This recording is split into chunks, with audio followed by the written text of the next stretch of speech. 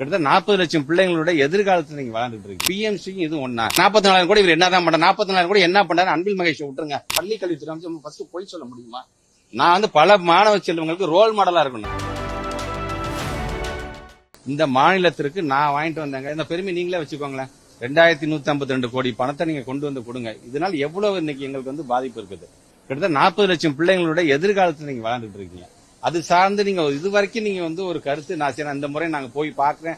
ஒவ்வொரு முறையும் டெல்லி போறீங்க, ஏதாச்சும் ஒரு பிரச்சனையை தீர்க்கறதுக்கு தான் போறீங்களே தவிர, இல்ல உங்களுக்காக பிரச்சனைக்காக தான் போறீங்களே தவிர, இது வரைக்கும் இந்த முறை நான் போனேன், இந்த முறை நான் பேசிட்டு வந்திருக்கேன், 2152 கோடி தரேன்னு சொல்லியிருக்காங்க. இது வரைக்கும் உங்க வாயிலிருந்து வந்திருக்கா? நாங்க இன்னைக்கு துறையோட அமைச்சராக இன்னைக்கு நாங்க 2 முறை நேரடியாக மாண்புமிகு அமைச்சர்களுடைய இல்லத்துக்கு போயிருக்கிறோம். நாடாளுமன்றத்தில் ஒவ்வொரு எம்பியும் அழைச்சிட்டு போய் நாங்க கேட்டிருக்கோம். எல்லாத்துக்கும் அவங்க சொல்றது என்ன?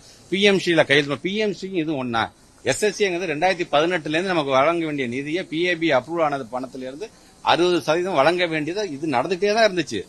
சம்பந்தமே இல்லாம 2023 இந்த பிஎம்சின்னு ஒண்ணு வருது, அதை நீங்க சேர்த்துக்கோங்களேன், அதை நீங்க சேர்த்துக்கிட்டீங்கன்னா நாங்க பணம் தரமே. அது என்ன இருக்கு மெயினா? என்இபி சார்ந்த எல்லா சரத்தையும் உள்ள கொண்டு வரீங்க, மும்மொழி கொள்கையை உள்ள கொண்டு வரீங்க. இல்ல சார் இதெல்லாம் ஏற்க முடியாது சார் எங்களால அப்படின்னு சொல்லும் பொழுது, அப்பனா நீங்க கையெழுத்து போட்டு பணத்தை வாங்கிட்டு உங்க பணம் அப்படியே தான் இருக்குன்னு சொன்னாங்க. இன்னைக்கு என்னாச்சு? பணத்தை கொஞ்சம் கொஞ்சமா ஒவ்வொரு மாநிலத்துக்கா நீங்க பிரிச்சு தர வேலையை தான் அவங்க செஞ்சுட்டு இருக்காங்க. இதான் ஆதங்கத்தோடு சொன்னோம். நாங்க கேட்கவே கூடாது. கேட்டாலே உடனே எங்களை உங்களுக்கு வெக்கமா இருக்குதா, வெக்கமா இல்லையா, உங்களுக்கு பொய் சொல்றீங்களா? ஃபர்ஸ்ட் ஒரு பள்ளி கல்வித்துறை அமைச்சர் ஃபர்ஸ்ட் பொய் சொல்ல முடியுமா?